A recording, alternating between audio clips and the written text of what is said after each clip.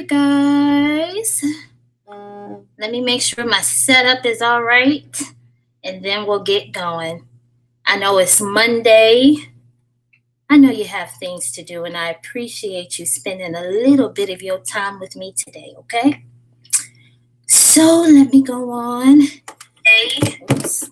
I know you have things to do, and I appreciate you spending a little bit. Okay.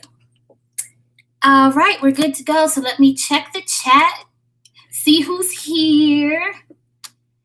Oh, I want this to be a good conversation. I do have a few notes. So once I get started, I may not be 100% looking at the chat, but I'm going to try to pop in and see what you ladies are talking about.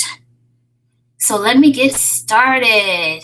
Hey, Bruna and Carnisha, how are you all doing today? Ooh, it's Monday, right? It's Monday. So you see the title?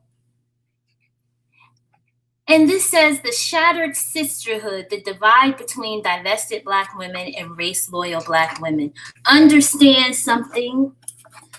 I'm not really just talking about YouTube. So that's why I want to give some historical perspective. Now understand that this is just a cursory overview. So this isn't even an outline. Like this is a step beneath an outline, but just to give us some perspective, okay? Because I think there are a couple of things that we really need to make clear, all right? So I'm going back in time, okay? So in the years following slavery, ladies, did you know that Black women created organizations to address both the racial and gender disparities that the Black women of that time faced? So this whole idea that, you know, oh, Black women have never advocated for Black people as a racial group is a lie.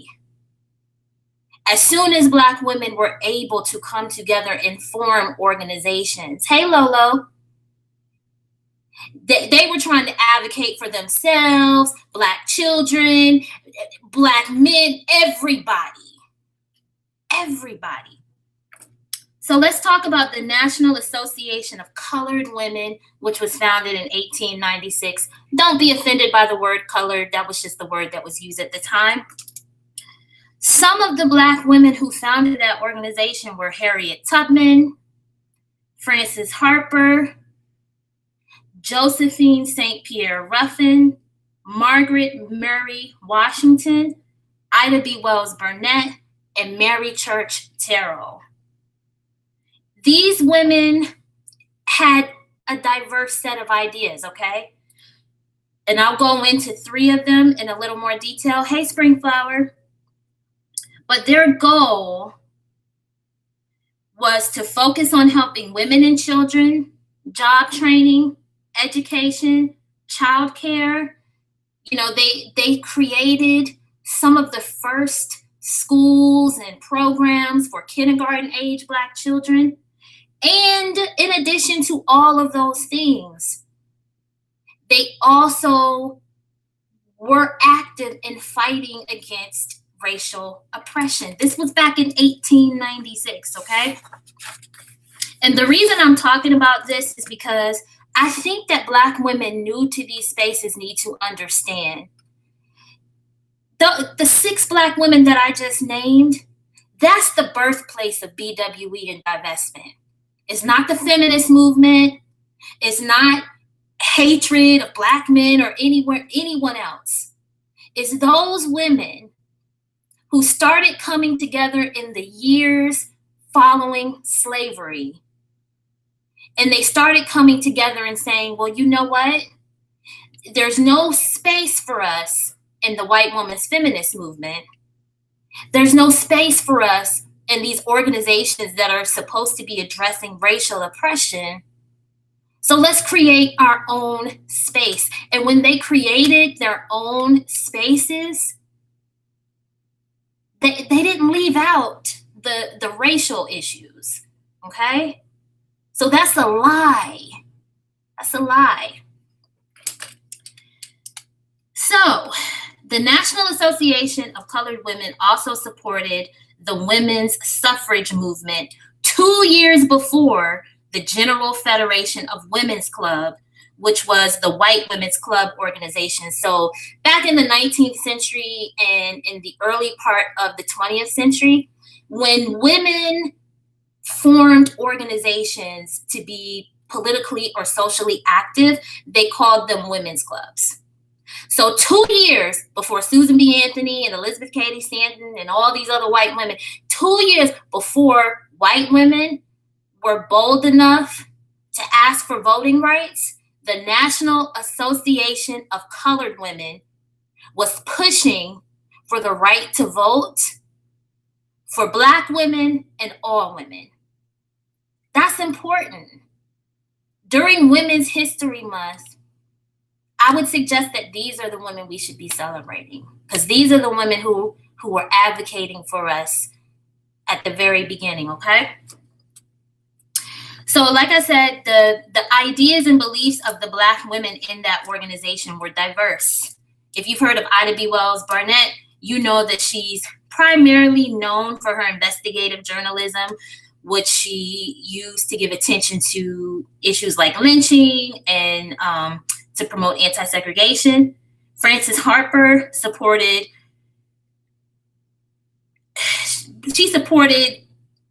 gender equality for Black women. She also supported racial equality. And she also believed that Black women needed strategic alliances with other races of people in order to see political and social change.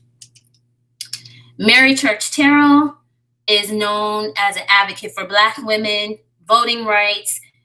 She was a journalist. She was also known to be a civil rights activist. But a lot of her advocacy was specifically for Black women and children. The women of that time individually supported different causes, but tried to come together to mutually advocate for Black women, Black children, and for, the Black collective in general. However, by the 1930s, the National Association of Colored Women had mostly disbanded. Then in the mid-1930s, you start seeing other Black women form organizations specifically for Black women. So for example, Mary Mcleod Bethune, she founded the National Council of Negro Women. Her goal was to have a Black women's movement to address social and political issues. But even with that, she used her political issues her political associations to give support to the issues that impacted Black people as a collective. So again, this whole idea that Black men and their Black women supporters have promoted to suggest that anytime Black women have come together to support gender equality, it's been anti-male or anti-Black, that is a lie. It's a lie that's being pushed to encourage Black women to deny our womanhood and to encourage us to give all of our resources to the collective.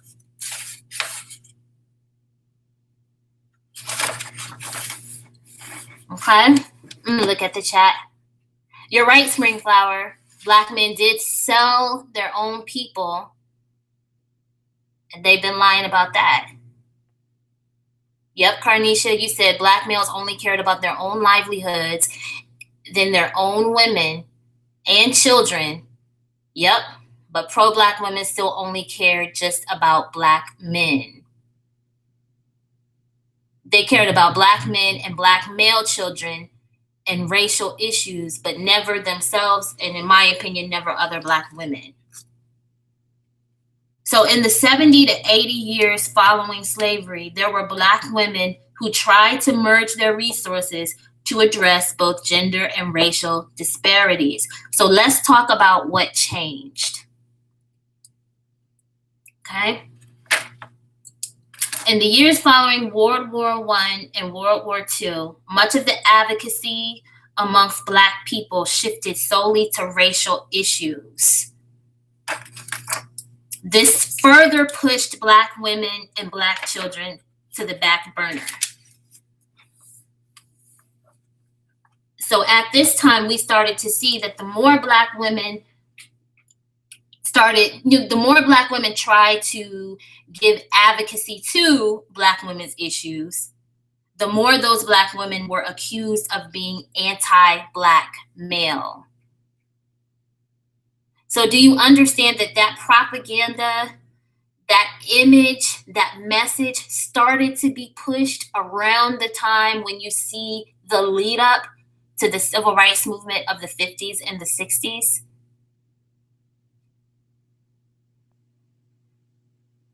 Do you understand that even as far back as the 19th century, the 1800s, hey Beck Lynch, hey Always Succeeding, when Black women organized for social and political action, not only did they advocate for Black women, Black children, voting rights, they never stopped supporting advocacy for racial issues. The people, let me tell you something, anytime you hear a Black woman equate people like Alice Walker and things like that to feminism and anti-Blackness, that is a Black woman who doesn't know her history. The birthplace of womanism, okay, it is an offshoot of these organizations like the National Association of Colored Women. Do you understand that the National Association of Colored Women was specifically formed in part because those women knew that they were not going to be able to have alliances with white women in the white woman's feminist movement? Do you understand they had already dealt with racial disparities from white women? You understand that they heard Susan B. Anthony when she proclaimed that it was offensive for Black people to get voting rights ahead of white women because she viewed Black people as beasts and brutes. You really think that Black women immediately following slavery would have tried to align with white women's feminism? That's a lie. Anyone who tells you that is either a lie or they know nothing about history. It's just that in the 19th century, there wasn't really a word that existed to describe the social and political activism of Black women. There wasn't a word for it. They just had club organizations. You know, Mary Mcleod Bethune was so influential that she was known as a member of, I believe, FDR's quote unquote Black cabinet. He had a group of Black people that he consulted, you know, when he needed pointers on ways to deal with the issues that impact Black people. So even though most of her advocacy was for Black women and Black children, she still used that political association to say, well, you know what, Black people as a collective are still suffering. We're all being oppressed. We all need voting rights. So please don't ever let people make you believe that the birthplace of these conversations that we're having now came from a place of Black women throwing other Black people under the bus. It's not true. It's a lie. Where these conversations are coming from now is that we understand that Black women tried to advocate for both gender and racial issues over 100 years ago, and it doesn't work. It doesn't work to try to do both. Because ultimately what happens is that the overall Black collective will resent you if you're a Black woman who doesn't use all of your resources and all of your alliances for the issues that they want you to focus on. Okay? And so a lot of the divide that we see now between Black women who are divested and those who are pro-Black, it's over 100 years old. You know, they weren't calling themselves divested back then. You know, I don't really think they were using terms like pro-Black back then, because that's more of, hey, hyper-fanatic, that's more of something that came from the civil rights movement. But do you understand that from the very beginning, Black women tried to do both? They tried to say, okay, well, I may be a Black woman who's gender first. You may be a Black woman who's race first. Let's see if we can come together. And it did not work. And I'm not saying that it didn't work because, you know, those women that I named didn't do a great job. 6 very amazing women. And it wasn't just those 6. You had Black women forming club organizations all over the country in the 19th century leading into the 20th century. Now, Mary Mcleod Bethune's organization is still active, but her organization is primarily strictly for Black women and children. You know why? It doesn't work. And it doesn't work because we always get to this place in the conversation where if you're a Black woman who says, okay, well, I can't put either one over the other because both my gender and my race affect my life, you get to this place where people try to force you to choose. They try to force you to say, well, you have to put your womanhood on the back burner. And it always creates some division. And it creates division because race loyalty amongst the Black collective generally is viewed as uplifting the Black male. And so think about how crazy that sounds, because no other group of women has to deal with this. Advocacy for yourself should never be viewed as anti anything else. But the disagreements that you see playing out today on social media are rooted in some of these things that played out in the 1800s. Yep, Bethune, it has never benefited Black women to fight for an entire community. And do you notice, even if you think about other organizations, right? Like, because people always, you know, they talk about the NAACP, but there are organizations for Asian Americans. But do you notice in those organizations, you don't see Asian Americans trying to fight for every other group of people, everybody's sexual orientation. You don't see white women's organizations like the feminist organizations. You don't see them trying to fight for every race of people, you know, gay rights, immigrant rights. You don't see them trying to take all that stuff on, because when you try to take all of that on, your resources run dry. It's like you stretch yourself too thin.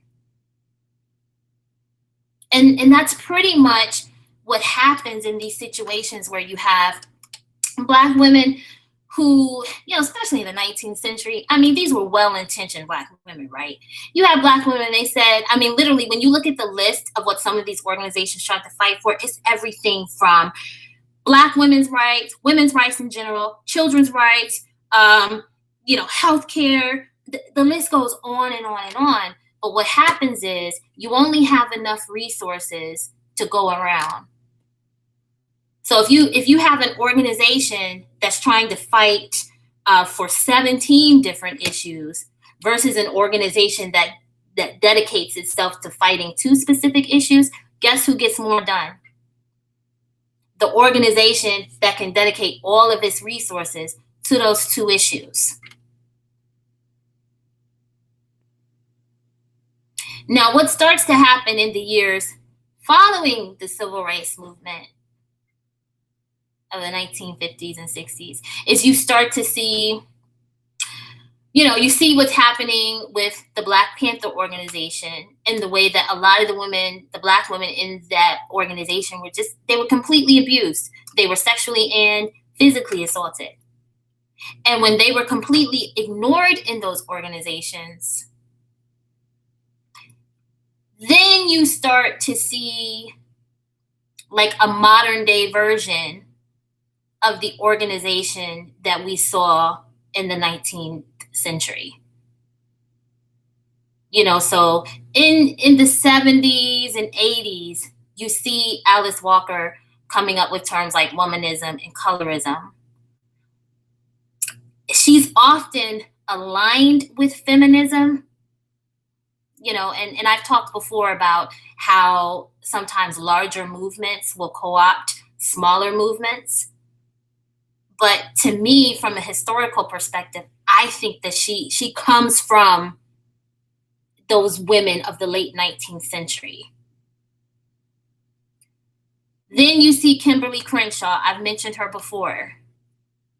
When she wrote her doctoral dissertation in the 1980s.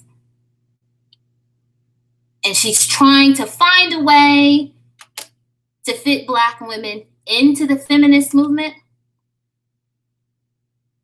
And so she creates the term intersectionality to describe the balance, between your gender and your race. But even that, even though that is aligned with feminism, that concept, it didn't have a word, but that concept was the birthplace for organizations like the National Association of Colored Women, the National Council of Negro Women.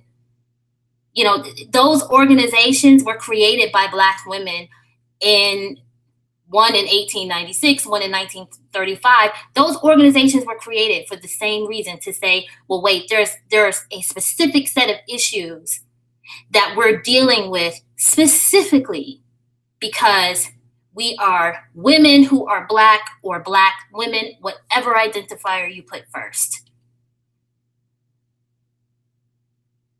That is where this stuff comes from. And that divide or trying to strike that balance has always been there.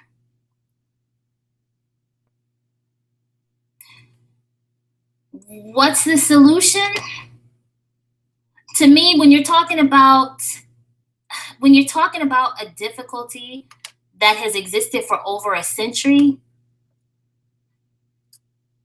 I think it's clear, at least it is for me, that as Black women, we can't afford to try to organize around multiple ideas, to try to fight multiple battles. So to me, we have to deal with our most immediate concern, which is always, your most immediate concern is always yourself, your health, your wellness, your personal life. Then in terms of advocacy, that's why you have spaces like divestment and BWE, because we're like the granddaughter or the great-granddaughter of these organizations like the National Association of Colored Women. And we're here to say, you know what? We're still dealing with a specific set of issues directly because we're Black women. And I think sometimes that can be, that is so offensive to other Black women who don't know their history, who don't understand that, again, Black women have always used their positions as activists to fight for everyone around them, The organizations I mentioned tried to fight for themselves, for Black women and everyone around Black women. And all we're saying in these spaces today is, why would we repeat something that we've seen not work over and over and over again? Now, is it possible for Black women who are gender loyal, or what people will call, whatever label you give yourself, but is it possible for divested Black women or Black women who are BWE to occasionally have strategic alliances with Black women who are pro-Black? I have my personal answer to that question, because I know what pro-Blackness requires of Black women. Pro-Blackness requires Black women to deny their womanhood. Pro-Blackness requires Black women to not hold Black men accountable for the ways that they have damaged and abused Black women and children. Okay? So I know my answer to that question, but your answers may be different.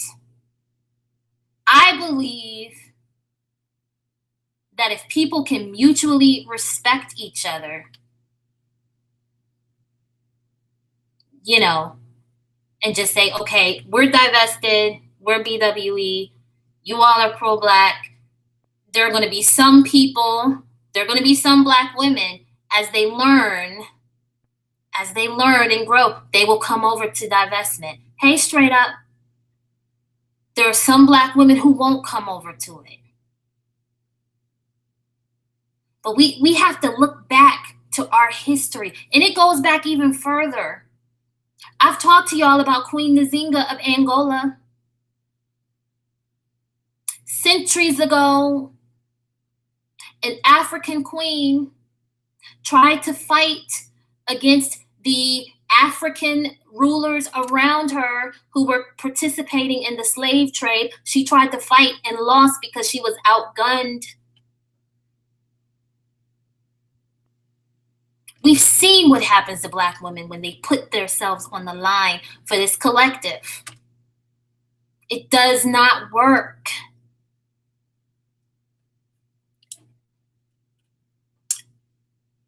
Carnisha said they're never going to address it because it exposed the fact that the Black Power or Black Panther movement was only for themselves and their rights and their protections. Yep, hyper fanatic, the Black Panther movement was very abusive to Black women. Yep, Springflower, Black civil rights leaders were messing around with white feminists. Blackistan will never address that. Yep, Frederick Douglass worked with white suffragettes, the same ones who referred to Black men as beasts because they got voting rights ahead of white women. If you look at your history, and you look at who has really been complicit with white supremacy, it has never been Black women. Black women throughout history have always used their political associations to give light to the issues experienced by Black people. And even with that, it was never appreciated, and Black women eventually ended up being guilted to the point of having to decide to ignore their womanhood. And that has been pushed on to those of us who are in these spaces today as Black women. The same messages that have been used to guilt Black women for decades, and in some cases centuries, are still being used today. And a lot of people don't understand. That's why some of these conversations get so emotional. It's not because people on YouTube hate each other. oh, people can't get along when they have differences in opinion. That's not what it is. It's because we're repeating arguments that have existed in this country for over 100 years. Exactly, Springflower. I agree with you. It can't work because they're male identified and downplay the abuse and disrespect of fellow Black women. Yep, hyperfanatic. You say a lot of, yep, Black organizations only care for Black men and their issues. Mary Church Terrell, one of the women who was the founders of the National Association of Colored Women. She was also key in helping to found and organize the NAACP. She was a diehard advocate for Black women when it came to education and social issues, and she still lent her support to an organization that was about addressing racial oppression. From the beginning, Black women, even Black women who were advocating for Black women and Black children, still also were race loyal. So if we look back to history and see that it didn't work 100 years ago, it didn't work centuries ago, then why would we repeat the same thing now? Thanks, Straight Up. Yes, Springflower. Pro-Blackness is destroying Black men. It's coddling them. That's what a lot of pro-Black women don't understand. By coddling and babying men, by allowing them to leech off of women, it makes them weak. It's like I said in a previous upload. Other races of women raise their sons to fight for and to provide for the next generation of the women in that race. That's true, Bruna. Women in general have always been very protective. Yep, hyperfanatic. You said you're not protesting for Black men. They need to do it for themselves. And understand, it's because even when you look at the history, Black women have always showed up for Black men. And they can look at all that history and say, it's not enough. They can lie and say you were never there. They can look at women in organizations like Black Lives Matter and laugh at them. Those what you understand, and there were men, Black men with very large YouTube channels for the spaces that they're in, laughing at Black Lives Matter. Those people were out there protesting on behalf of Black men. But they said, oh, those Black women look crazy, or we don't like the fact that, one of the leaders of Black Lives Matter at one point was a gay guy, and they didn't like that. And it's like, well, what does that say?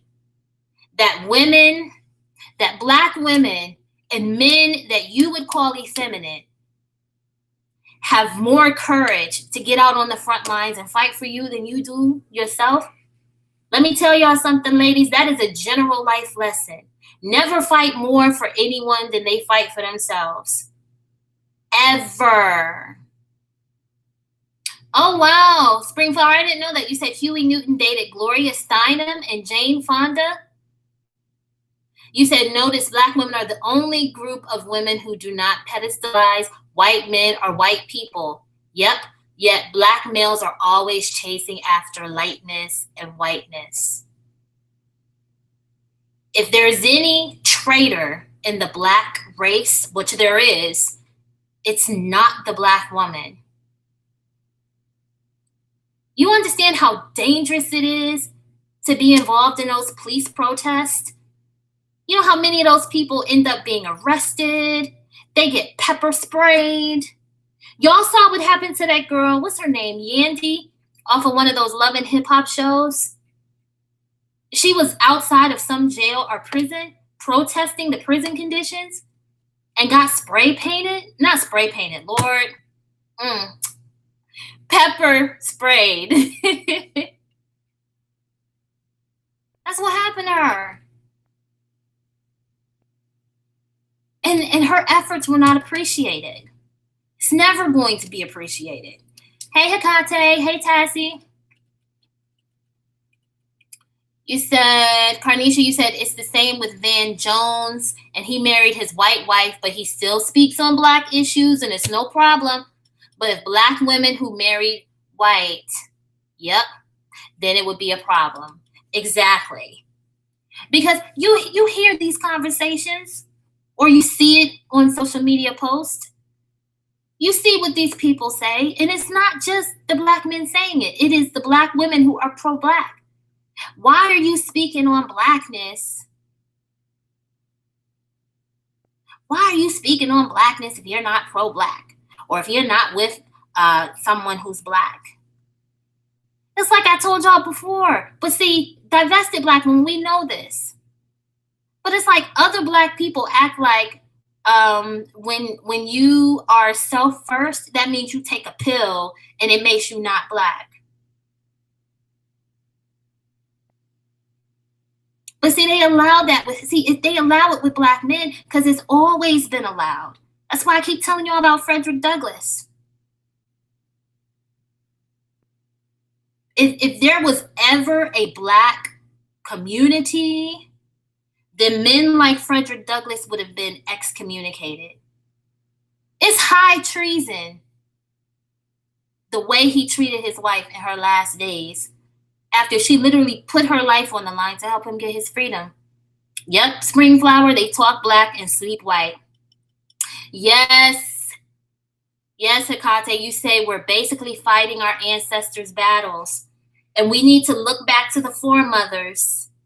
And we need to look at them and understand. We need to learn the lesson from them. It doesn't work. It doesn't work. We stretch ourselves too thin when we try to fight for anybody and everybody. We stretch our resources too thin, and for what? Basically to get spat on by the very men that they were advocating for. Tassie, you said Van married into the Kennedy family. He practiced hypergamy to social climb. Yep. Oh, I scrolled. Oh, wait. He practiced hypergamy to social climb, yet Black men attack Black women for wanting a real man who can provide and protect. That's very true. That's very true. Yeah, hyperfanatic. I never supported Black Lives Matter because they only advocate for Black men. Hecate, you said a blind fight is bound to fail. Unfortunately, some brown women don't get it or learn their lesson, but few do. Yeah, few will learn. Because we don't look back to the examples of the people who walked before us. Carnisha Jones. Yep, you said, why are we always fighting the battles of the predecessors and ancestors? It's never going to work. And we know it doesn't work because the women who had the most reason to try to make it work, because of the conditions that they were living in immediately following slavery, and maybe, into the years leading up to the Civil Rights Movement, those women tried and were not able to get around that whole, if you fight for gender rights, then you're not racist. They were never able to get around it. Delphia, yep, you said Black men were mad at Black Lives Matter because women created it, not them. And you notice they complained about Black Lives Matter, but never created something to give them the type of advocacy that they felt like they needed. They laughed at and made fun of an organization that Black women created to advocate for Black men, and never said, well, we'll create our own thing. Hey, W. Preety. Akate, you said you support All Lives Matter because obviously, yeah, Black Lives Matter is one-sided. It's one-sided. But see, people, a lot of Black people get offended when Black women say all lives matter. Look at how upset they got with Rihanna. They expected her to be race loyal, even though the Black collective completely threw her under the bus after she was abused. I don't know if you guys remember those pictures that surfaced, after that whole thing with Chris Brown. That was terrible what he did to her. Yep, you pointed it out, Delphia. They never created anything like Black Lives Matter. Nexie Next said the Black woman supported Black male rappers, comedians, athletes, and actors as they demeaned and erased our image all over the world. And guess who? Guess who was one of the most vocal people to warn Black women and Black people as a whole that would happen? C. Dolores Tucker. C. Dolores Tucker was saying we should not be supporting music that calls us bitches and hoes and depicts us in a certain way. Do you understand? This is why I'm glad that you don't see too many phenotypically Black women in those videos anymore. It's like, no, we don't need to be that image. But you're right. Because pro-Blackness is pro-Black male, a lot of Black women ignore the ways that certain things contribute to Black women's oppression. You have a lot of pro-Black women who complain about colorism, who complain about erasure, who complain about the fact that Black men, date out at a higher rate and so on and so forth. But it's like, okay, but you're supporting the very things that are causing you to be erased. See, this is the craziest thing I've seen people say, right? People who are against divestment or they're against Black women in interracial relationships. They'll say, well, you guys complain about colorism, but yet you're creating biracial daughters. It's like, wait a minute. Acknowledging an issue is not a complaint. That's number one. But secondly, most of the Black women that I see that are the most vocal about colorism are Black women who are pro-Black. So if we look at the fact that Black men are the ones who are creating more biracial girls than Black women are, then for Black women who are pro-Black, by continuing to support Black men who are colorist and so on, by continuing to support that, those women are actually supporting their own erasure because they're supporting the very men who then replace Black women with their biracial daughters.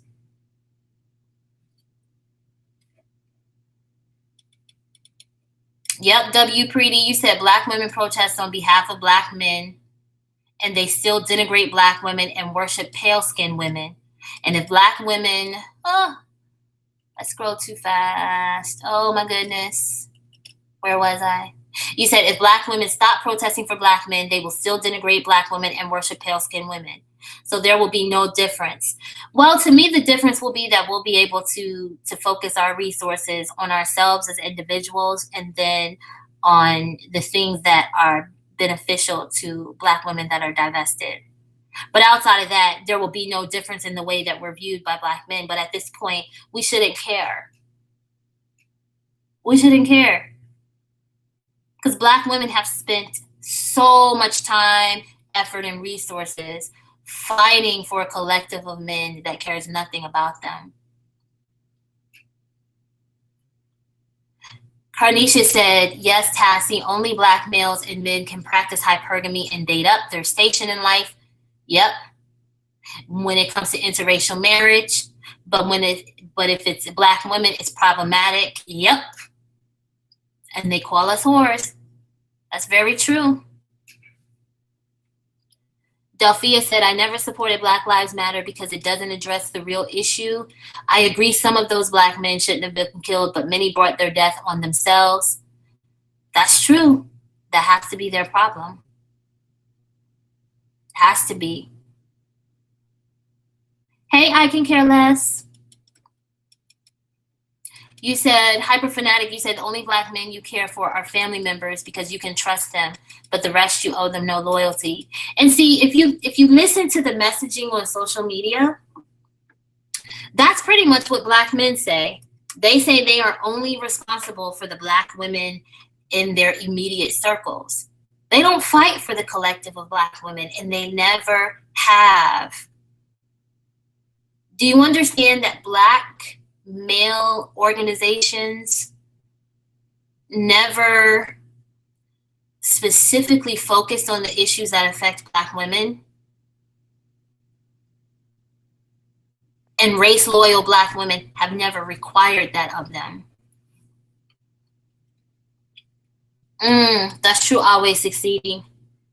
You said Black men rely on the overstock of Black women to fall back on if it doesn't work out for them when they do interracial. Yep, hyperfanatic. Black men say they don't care for the community, so why should we? But see, this is where part of that divide comes in with those of us who are divested Black women and Black women who are pro-Black. Because they will hear Black men say over and over and over and over and over again that they owe no allegiance to the Black collective, and they will still fight for it. Carnisha said, you never agreed with it either. You made a post about it on Facebook years ago, and you said you were never going to support a group of men. Exactly, because, see, this is the thing that a lot of Black women don't understand. Part of the reason that Black women as a collective are viewed as masculine is because we're always fighting. We're always fighting someone's battle. You notice that? You notice when the whole thing was going on with the Birth of a Nation movie, and people were protesting about the director of the movie or the guy who wrote the movie, whatever. This is what I noticed, and I was saying this to the people I know in real life. I was like, it's crazy to me that Black men expect Black women as a collective to fight for this man's image when his own wife, his white wife, didn't immediately speak out on his behalf. She did an interview, but it wasn't like oh, don't treat my man like that, and da-da-da-da. No, she wasn't giving all of that. And I was telling a couple of my friends, I was like, you got to pay attention to that. I was like, Black men they expect Black women to advocate for them more than they expect the non-Black women in their households to do it. You got to think about that. That's crazy. But part of the reason they have that expectation is because we fall for it every time. Think about how crazy it is. You don't expect the man's wife to be out on the front line supporting him or rallying non-Black women together to go see the movie. But you feel so entitled to the Black woman's money that you call her disloyal for not supporting that movie, but didn't say a word about his wife.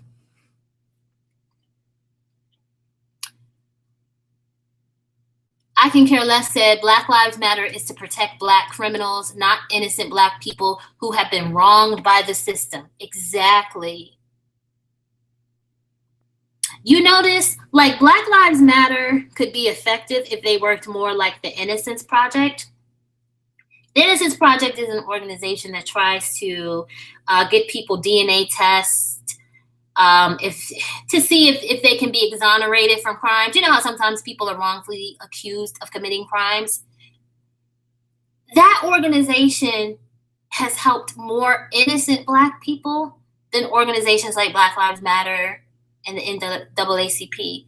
You understand? Part of the stuff I was talking about before, that's part of the reason the NAACP is ineffective. They're trying to do too many things at one time.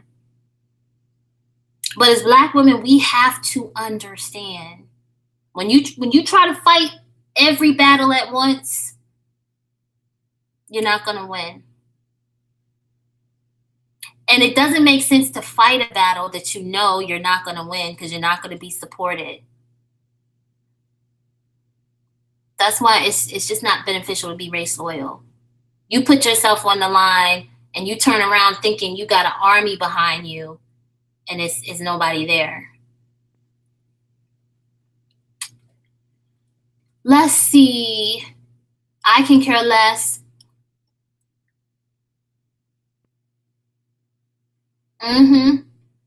You said we are all we have, whether we like it or not, as Black women. That's true. That's very true. Yes, always succeeding. You said you stopped supporting Chris Brown that second.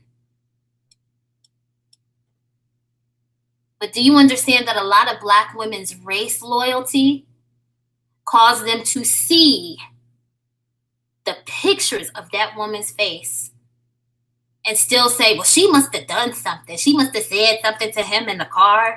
And I'm like, are you serious? Hyperfanatic said Rihanna was right to say all lives matter because Black people mocked her when Chris Brown abused her. But do you understand that they even expect abused Black women to be race loyal?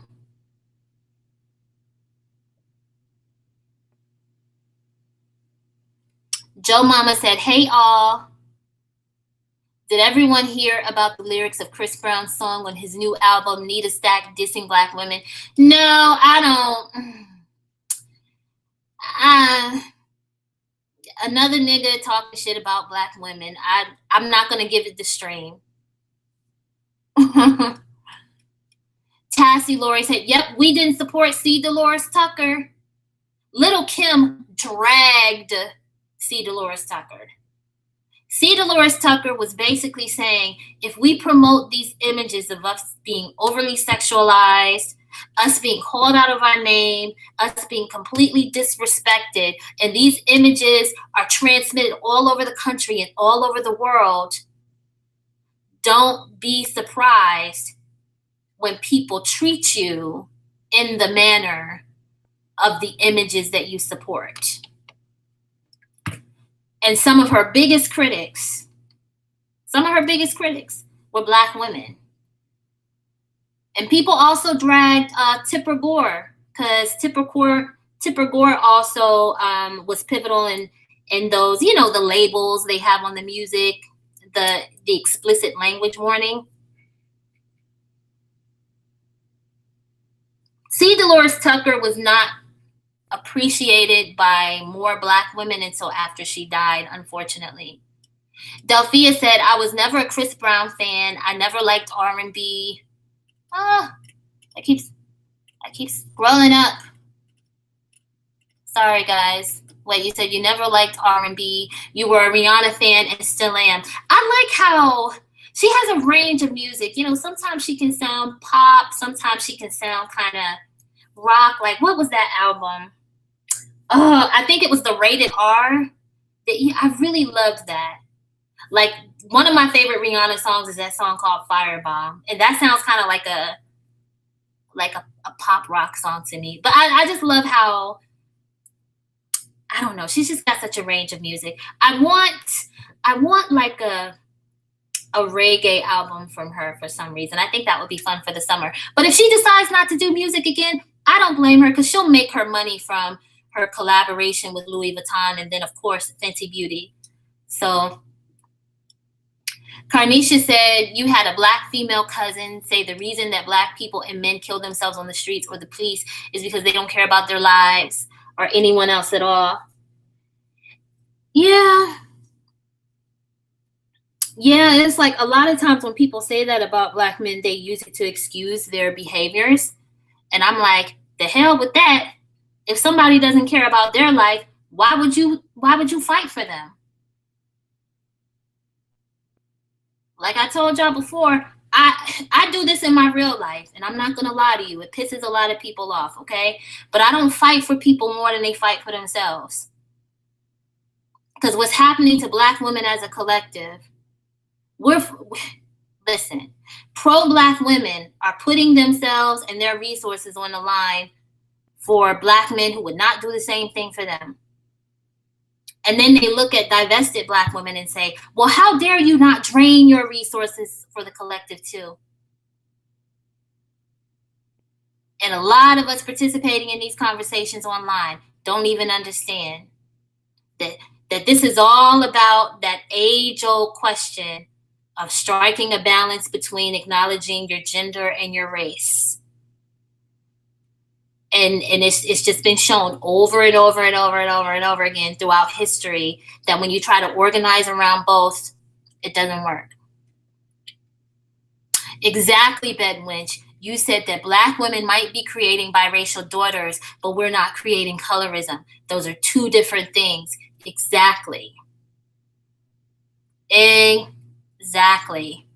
Because another thing about the National Association of Colored Women, founded in 1896, for anyone just watching, those women, if you look at their pictures, they ranged in skin complexion. Ida B. Wells was more of a brown-skinned woman. Frances Harper, her pictures, she looks either brown-skinned or dark-skinned. Harriet Tubman was a dark-skinned woman. Mary Church Terrell, both of her parents were mixed race, and I believe they were freed slaves. So she was a lighter-skinned woman. But those Black women were still able to come together and form that organization in 1896. And it lasted for a good 40 years. Now, part of the reason that the organization could have disbanded too is just the fact that some of the original founders had gotten older, but some of it too was because the direction of advocacy amongst Black people just shifted solely towards racial issues. But you're right. Having biracial children is not automatically creating or perpetuating colorism. Perpetuating colorism is using any position of authority or power that you have to erase the image of the dark-skinned or the brown-skinned Black woman. So that's a very good point. Hyperfanatic said, you've heard the controversy over Chris Brown's new song. He is straight trash. And why are Black women upset about his song? Exactly. You know, we got to start accepting people for who they are. Chris Brown is a colorist and he's an abusive man. It just is what it is. That whole genre of music is very abusive and disrespectful to Black women. No Black women should be streaming. Listen, unless a Black man has proven himself to be respectful of Black women, no Black woman should be streaming a Black man's music. If he has abused a Black woman in any way, if he has disrespected the Black woman collective in any way, pull your coins, pull your streams. You know?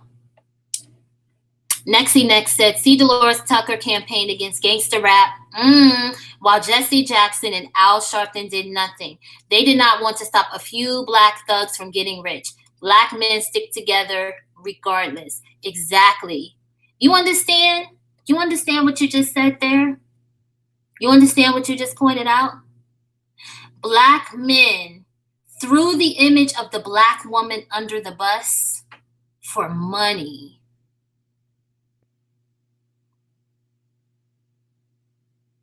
And unfortunately, in pro-Black circles, you have to ignore things like that.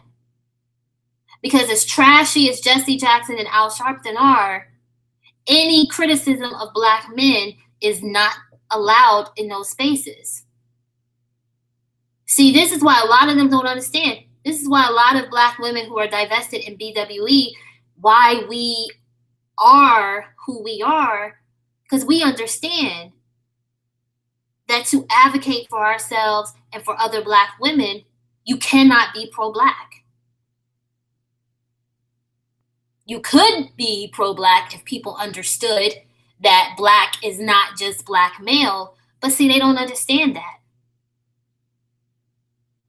Like, there are Black women in real life and on social media who are ready to drag you if they feel like you're quote unquote bashing Black men. Do you know why? See, this is why we say Black male identified. And either they don't understand what it means, like maybe we haven't explained it well, or they're feigning ignorance, okay? Black male identified, I would define it as being so aligned with Black men that you see the needs or concerns of Black men in every issue to your own detriment and to the detriment of other Black women. So when Black women see situations like what happened with Rihanna when she was beat up by Chris Brown, and the first thing that comes to their mind is, oh, well, we don't want to put another Black man down, you're Black male identified. Because you look at that situation and your first concern is for the Black male instead of for the Black woman who was abused.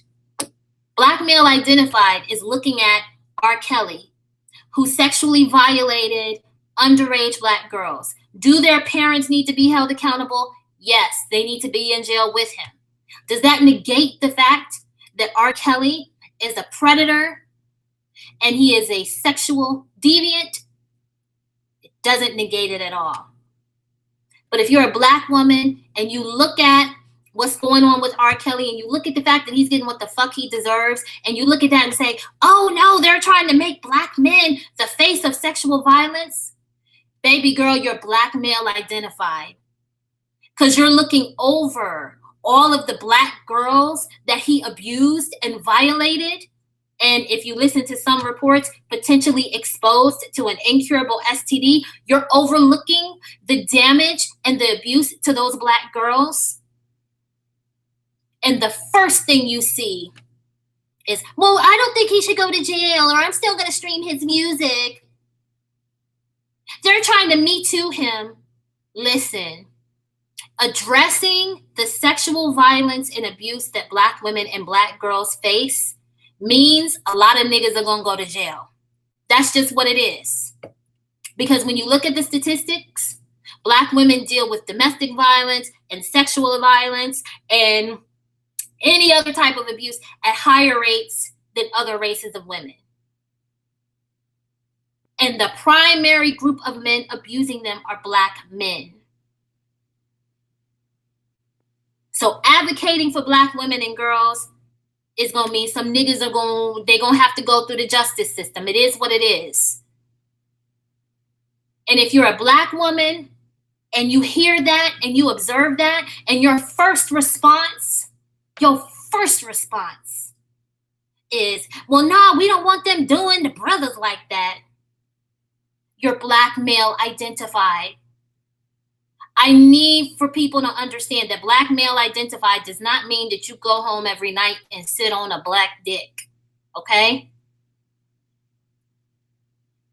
It means that you are so connected to Black men that you continue to support them and advocate for them at the expense of Black women and girls. Oh no, straight up, you said your video while you're walking away was taken down by flaggers? You know what? We got to start using coded language. I'm not going to go into that too much on here. I don't think that's got to be a public conversation, but we got to, yeah, because it's people, I told y'all in another upload, It's people that were talking about, oh, we need to be reported to the Anti-Defamation League. They don't understand what defamation means, but that's what they were saying. So that means they're going to start trying to flag stuff. So, or what we may need to do with some of the things we say, if we use certain words, is just put an age restriction up, and usually it won't be flagged. That's good, straight up. I think you should revise it. That's true. Hikate, you say brown women. Yep. We catch hell from both black men and women. Yep. When we step out. That's true. Hey, Kate Elaine. Right, Carnisha, they will never fight for us. Ever. And see, that's one of the other key differences that I've observed between black women who are divested and black women who are race loyal. Divested black women understand that these men are not putting themselves on the line for black women. And we understand that there's no amount of conversation that will make them do it. Delphia says, YouTube doesn't like free thought and free speech. You're right, unless it follows a certain agenda. It's unfortunate, but it's very true. Straight up said, if black men say they don't care, then that's even more of a reason to divest. Black women should have never followed. Yep, we should have never followed black men. Particularly after seeing certain things play out through history.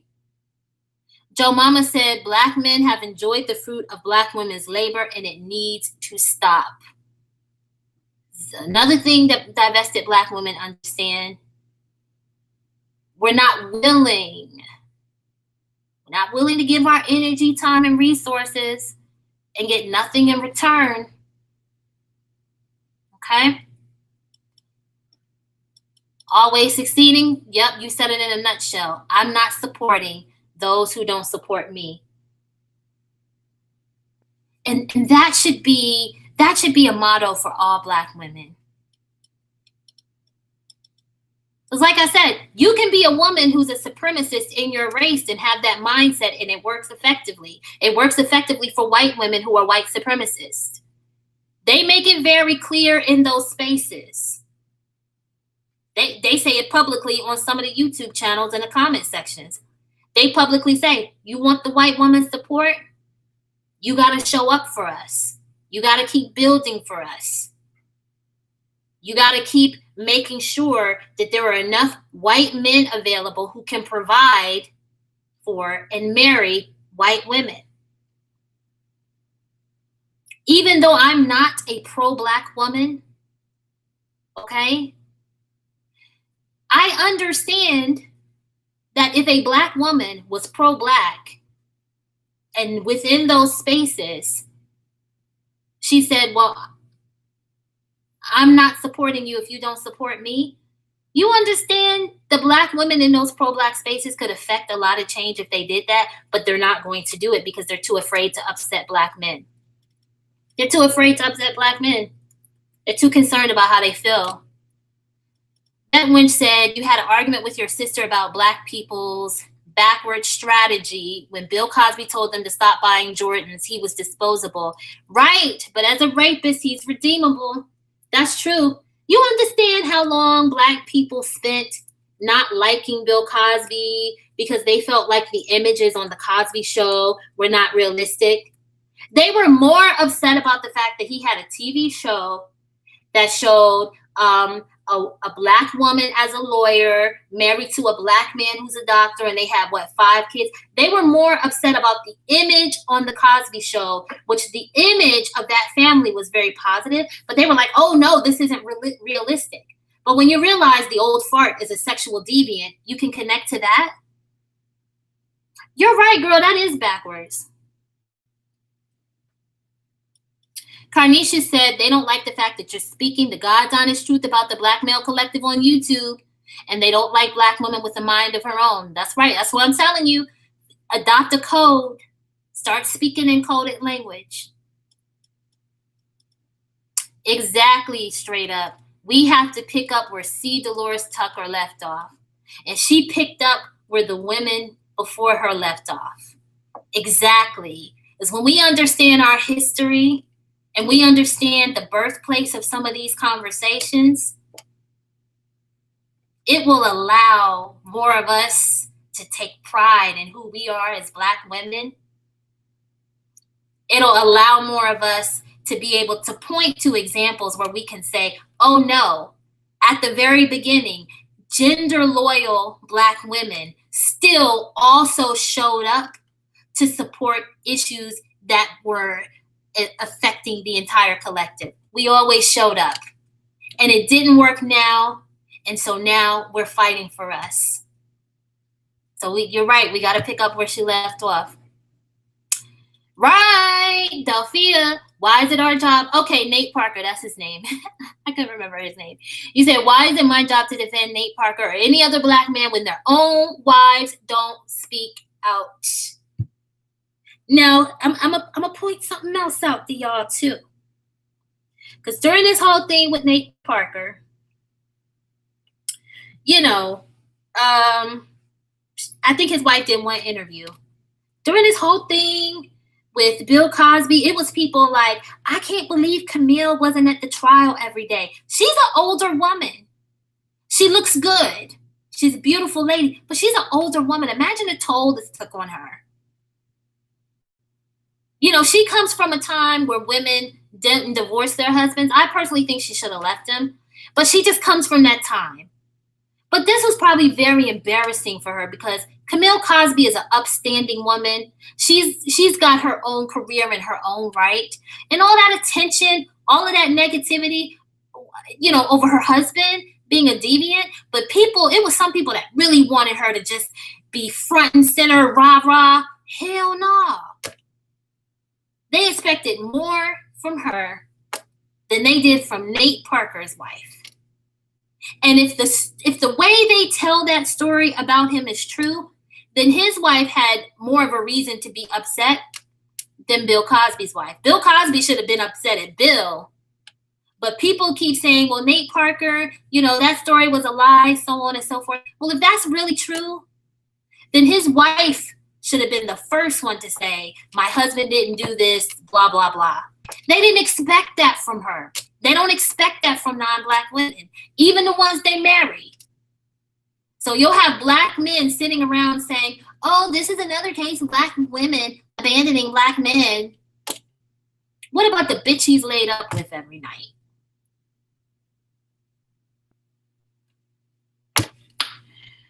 Oh, let's see. Yep. Chris Brown should have never been supported straight up. Hey, Dolce Vita. Hey, Queen Sagittarius. Hey, Not I Said the Cat. Oh, I did not know he got his own cousin pregnant. Oh, that's nasty. I didn't know that, Queen Sagittarius. Dolce Vita said, yep, a lot of Black women are caping for R. Kelly. Women like that are treacherous and dangerous. That is why it's so many Black children getting molested and they never get the support and counseling that they need. And the men who molest them, and sometimes it's women molesting them too, but the men who molest them are not held accountable. And so they're left out of jail to continue abusing children. And there's an added concern to that today, because you got a lot of these people that have STDs. And I don't know if you guys have seen some of the stories, but some of the stories in the news are really scary, because some of these kids are being molested and then they're contracting STDs from their molesters. And I'm looking at any Black woman who still supports R. Kelly with all the evidence against him, I'm looking at her funny.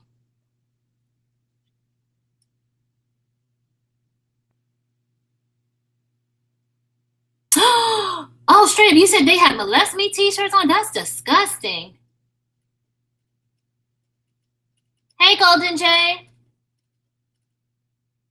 You said a young Black woman with an afro mean mugged me for a reason. She seemed Black male identified. Why do Black women hate on other Black women? An age-old question that we probably will never get the answer to, unfortunately. Ever. Let me get a few more of you guys' comments. I don't want to miss anyone. If you're in here. Dolce Vita, you said black male identified is a very nice way of putting it. I call them pedo panderers. Oh, his brother leaked the story and he tried to have him killed? Ooh, I didn't know that, Queen Sagittarius, but I believe everything they say about R. Kelly. He is a nasty, nasty man. Carnisha said, yes, Mr. R. Rapist deserves everything he's got. He needs to go to prison. And yep, nobody was up in arms for those black girls and women at all. It's the same thing with all those missing girls in D.C. Yep. And there's also another story I saw about 10 missing women, mostly black women, like in the, I think there's an area of North Carolina that they call the Research Triangle. They said it's a lot of women missing there. I've heard about some black women missing, I think, in or around Chicago, and those stories never get support. They laughed. Remember they laughed at all those people when Boko Haram in Nigeria had kidnapped all of those young black girls, and you had all of these people on social media holding up signs saying, bring back our girls, including former First Lady Michelle Obama, and you had black men and the black women who supported them upset about that, because some of them were saying, what about black boys? It's like, well, instead of, why don't you support them? But these are over 50-something young black girls who have been kidnapped by an armed group of militants who are known to rape women and girls. You know, in a part of the world where there is a high, you know, HIV prevalence. So that's an added concern. So they never care about missing black women and girls. That's true, Delphia. It's not just black women who are black male identified. Nexie Next said, the hypocrisy of the black community is sickening. Black women will fight to protect the black male's image. Sometimes it's the darker skinned black women, and sometimes it's the lighter skinned black women. Because I think sometimes black women who are lighter skinned or biracial women with black ancestry, it's like they feel like they have to prove their allegiance to blackness by being extra pro-black. But outside of that, yes, it is a lot of darker skinned black women who will cape for black men the hardest. Even though, you know, and I'm a dark skinned black woman myself, but even though we know that darker skinned black women are not desired by the collective of black men. And when we have these conversations about colorism and so on and so forth, they dismiss it. They dismiss their psychological programming and they say, oh, well, you know, it's just that black women don't want to compete. So that's why I think I've said it before, but I'm saying it now. I will never have a conversation about colorism with a black man. And I'm at the point where I don't want to have the conversation with black women who are not at least willing to try to understand it. Because it's just certain things that I just, it's like, okay, if you're fully grown and you're really going to try to take an issue as serious as colorism and deny the fact that you are willfully contributing to black women's erasure, then there's no conversation. There's no conversation because there's not going to be anything but arguing, you know, so it's just going to be a bunch of ratchetainment. So I refuse. I refuse to have that conversation with them. But you're right. Unfortunately, a lot of black women will fight for black men the most. And in many cases, it is the darker skinned black women. Yep. Right, Queen Sagittarius. Let Becky, Maria, and Lean cape for them. Black women, that should be the message. Since black men want those other races of women so badly, first of all, stop trying to fight for niggas that don't want you. That's my message to pro-black women in general. Like, they're openly saying it. But also, require something for your advocacy. And if they're making it clear that they're not going to support you, then say, okay, let those other women fight for you. Black woman, you invest your money in yourself. Of course, if you have family members that you love, your children, your spouse, whoever. But outside of that, invest into yourself. Go get your nails and your feet done. Only donate to organizations that specifically advocate to causes that directly benefit you. But stop caping for men who are making it clear that they got their eyes on other women. And let those women fight for them. But see, the difference is they don't expect those women to fight for them. You notice that? Now, see, and that ties into something else.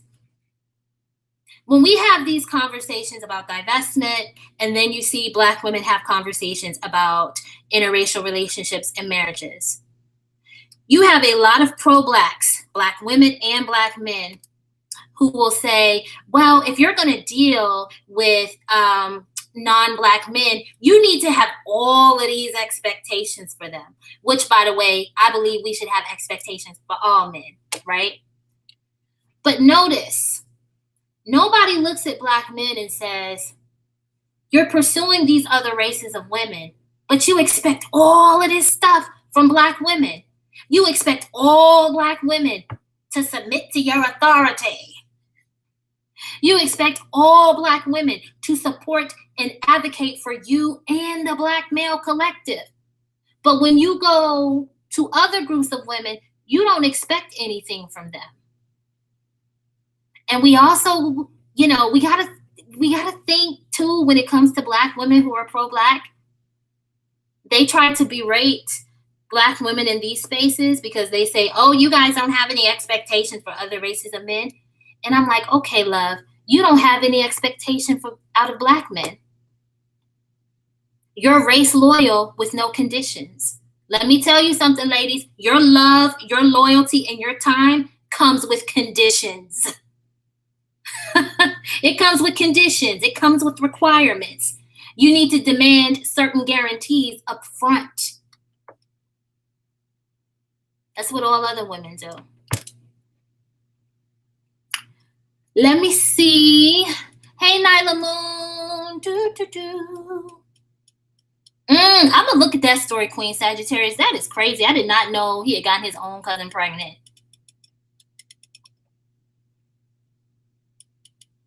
Let's see. You're right, Hyper Fanatic. They'll go down with the ship because they only care about protecting Black men. You said you have no sympathy. I don't blame you. Joe Mama said a lot of Becky's, Maria's, and Ling's, y'all gotta stop, are quickly learning the truth of Black men as more and more of them are looking for welfare after they leave them as single mothers. Let me tell y'all something. Other races of women are not going to take as long to get the point as, the Black woman collective is. Hey, Black Becky. What'd you say about your comment? I don't see it. Yep, Golden J, you said let other races of women fight for Black men. Yeah, Hyper Fanatic. Boko Haram is pure evil. Okay, Golden J, you said there is a serial killer in Chicago. Yeah. You see, they're finding Black women's bodies in trash bags. Okay, you found that from Black Woman Band Up. That's what's up. I'm gonna check out the video. I'm gonna check her out. You said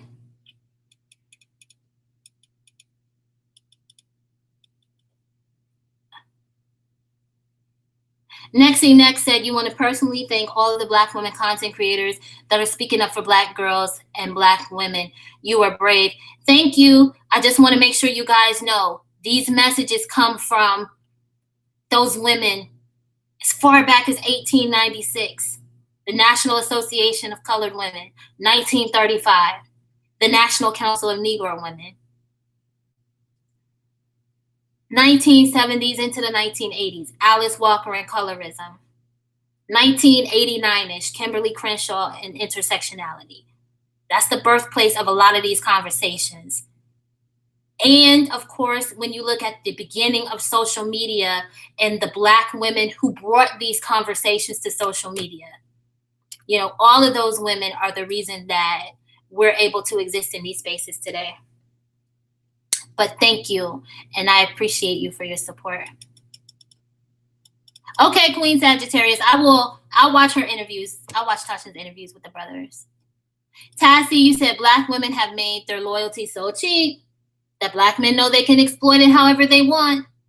Black Becky said, oh, wow. You said if children are molested, they can catch HPV. Oh, yeah. I have heard that there's a link between like cervical cancer. Oh, so with that means children can catch cancer earlier. That is crazy. You're right. I hadn't thought about that. Nyla Moon said, don't they realize how pathetic they look caping for Black males who have shown time and time again they don't care about Black women? Exactly. So, you guys, I got to wrap this up pretty soon because I got a conference call in a couple of minutes. But I just wanted to have this conversation in part so that we know our history as Black women, so that we know that it's a lie when people try to connect these conversations with feminists, okay, and feminism. Now, organizations like the National Association of Colored Women, the National Council of Negro Women, did they have moments where they were able to strategically align with white feminists?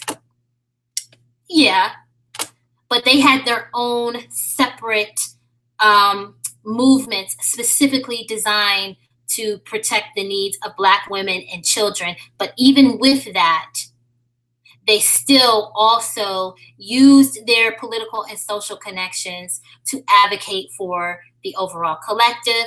And unfortunately, a lot of times it just becomes so difficult to maintain that because people, Black men and Black women who are pro-Black are pro-Black male, meaning that they ultimately end up viewing any advocacy for Black women as anti-Black male, okay? Bette Lynch, you said you think that mammies know better. They just double down on the cognitive dissonance when their ego is facing a paradigm shift. That's very true because we know that a lot of times it is very difficult for people to, when people have a core belief, it can be very difficult for them to be confronted with evidence that confirms that that belief is not true. So you guys you're absolutely right, Bette Lynch. Closing comment, you said Mammy's self-worth is attached to Black males. Without them, they are nobodies and nothing. Unfortunate, but true. Anyway, ladies, thank you all so much for spending your early afternoon here with me. If you're on the East Coast of the US, if you are on the other side of the pond, I know some of you are in the UK, Finland, other places. Thank you for spending your early evening with me. If you're on the West Coast, it's still early morning, so good morning to you. Please like the video and make sure that you subscribe to the channel, hit the notification bell so that you'll always be notified when I go live. If you're watching the playback, thank you for watching. I appreciate you all as well. Please be sure to leave a comment if you have anything to add to the conversation, and I will be talking to you all very soon. I hope you have a wonderful day.